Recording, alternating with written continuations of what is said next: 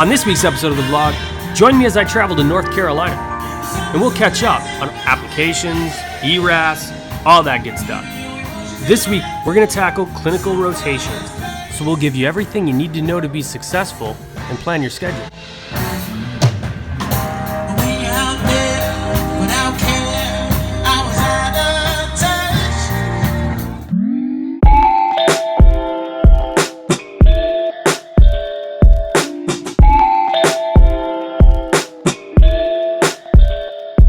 So today is a pretty exciting episode of the vlog, for me at least. Number one, it's been a while since I vlogged and talked to you guys, and so I have a lot to fill you in on. Results from my tests, filling out everything for ERAS, going on interviews, and actually that's the second reason why this is going to be an exciting vlog. I'm actually getting ready right now to head out. I have an interview at East Carolina University tomorrow. I actually am going to be meeting Jim Eubanks, the other director of ability science, for the first time. He and I have never actually met in person. I'll catch you guys up on some things that have happened since the last time we vlogged, and also some things that are going to be happening in the future and what we're kind of planning and all that kind of good stuff.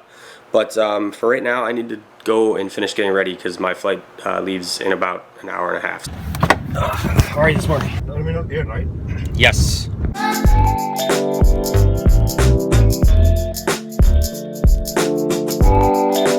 Did you hear about that? Yesterday? Yeah, they had Santa Con yesterday. Yesterday, I know, a lot of people crazy in the city. So I stop early morning because he drunk you. Yeah.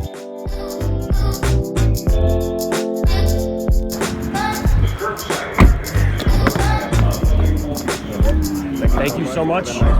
You as well. Hey, thank you. Let's walk through.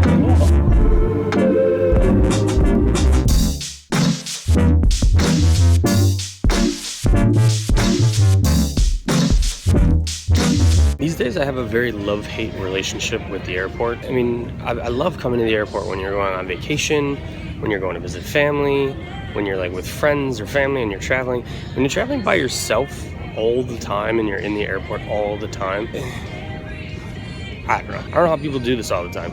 I really don't. The cool things, I mean, you see some cool stuff. Like, I saw Marcus Allen back there. That's kind of cool.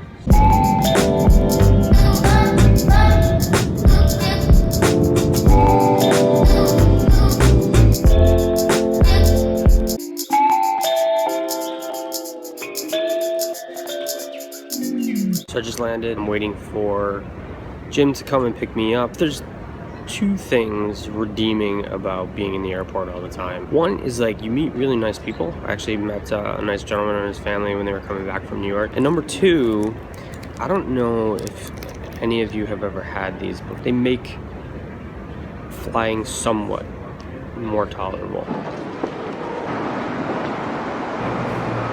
What's up, man? How are you? Good. What's going on? Good to see you. Good to see you. Oh gosh. Finally. Finally. Right? We meet after all this time. After Jim picked me up, we then went and did a little bit of work for some things that are up and coming on ability science. And then I went to my pre-interview dinner with some of the residents from East Carolina. Just getting back to the house, kind of set everything up, got my suit and stuff out. I just kind of wanted to show you guys this because I think it's one of the greatest things ever. It has a kind of suit bag like built into it. And then there's a compartment down here which houses more of your clothes. Tomorrow after my interview's over, I'll catch you guys up on kind of some things that Jim and I are working on and kind of what I've been up to for the past couple months. Alright guys, so I'm about to head out for my interview right now. I gotta get to the airport by 7 o'clock, so Jim's gonna drive me a little bit earlier, and then we're gonna talk about our topic for today, which is utilizing your fourth year rotations and electives. I gotta take off, wish me luck. I just got back from the interview. Overall, it went pretty well. I'm gonna do a vlog about interviews coming up, what to expect, kind of how the day goes, all that kind of stuff. We have a little bit of a drive to go back to Raleigh to the airport, so I gotta kind of quickly get my stuff together and get out of the house and get moving. Let me get my stuff together and let's get over to the airport.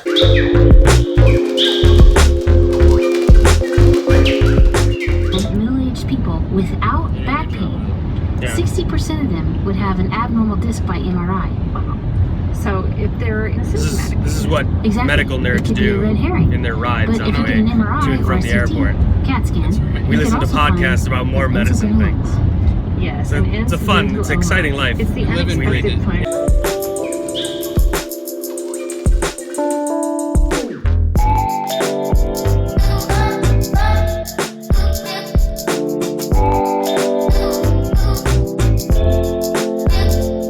So as you can tell, this is not the night that I got home from JFK, and there's a lot of reasons for that, but the entire process of interviewing and traveling and all that stuff is extremely tiring. Unfortunately, it makes you make some sacrifices. That night that I was actually traveling back from North Carolina was Alyssa's birthday, so when I got back home, we kind of wanted to be able to at least have dinner together. I didn't really get to see her for the whole day. In the interviews and stuff like that, they ask you all the time, what are your biggest weaknesses? One of my weaknesses is that sometimes I take on a little bit too much. So sometimes you just have to know when to call it quits and take a break, and that was definitely one of those times. So what I've been up to for the past couple months is I took both Step 2 CS and CK. If you have not, watch my video for Step 2 CS. I'll post that up in the description, and I can now confidently say that whatever I told you in that video for Step 2 CS is good advice. Step 2 CK also passed that one. The other thing that I've been doing is kind of the next vlog that I'm going to be shooting. ERAS and interviews, all that kind of stuff is going to be in the next vlog. I wanted to move on, and I wanted to talk about our topic for today, which was clinical rotations. At my hospital right now, considering I'm a fourth year, we got a lot of third years coming in, and all of them have questions about the rotations, when they should schedule, what they should be scheduling. Rotations are split up into two major groups. Core rotations, and then you also have your elective rotation. Core rotations are your family med, your surgery, your medicine, your OBGYN, your psych, and your peds. Those ones you have to take. The second type of rotation is an elective. And an elective just means that you elect to take it. That's where I want to kind of try to talk about this. Your core rotations, you don't have a choice in the matter. But your electives, you do have a choice. And those electives can help you out in a number of ways. So the three things that an elective can do is, number one, it can teach you something. If you think that you want to go into cardiology and you want to shine in your internship year of medicine and cardiology, you should probably take a cardiology rotation. The second thing that a rotation can do is it can help you to match. If the specialty that you want is not in that list of core rotations that I just gave you, then you better do an elective in that subspecialty. So for example, physical medicine and rehabilitation is not one of the core rotations. So I had to specifically go out, seek out other rotations and set those up so that I would be able to actually rotate and get letters. Let me just stress that. The reason that you are doing these away electives in these subspecialties that you want to match in is because you want to get a letter of recommendation from somebody in that field, and somebody who can write you a great letter, who knows you as a candidate and who knows why you want to go into this specialty. And the last thing, it can give you mental health. I know that sounds a little bit weird. Let me kind of unpack that for you. So your rotations can be these three things, but they can never be all of these three things. Meaning that if you're doing a rotation to learn and to help you match, it's probably not going to be mentally healing for you.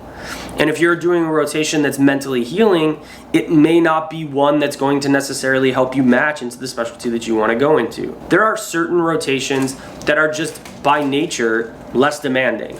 And if you're in a position where you just took Step 2 CS and you just took Step 2 CK and you are working on journal articles and you feel burnt out, you need to be able to take and pull yourself back from that a little bit and make the decision to, take a rotation that might be a little bit more mentally healing for you. Fourth year of medical school may be the last time that you really have some time for yourself and some time to kind of relax. When you're picking out these rotations, really you should consider those three things. How does this rotation help me in those three ways that we talked about? And we want to see everybody match into the specialty that they want to be in.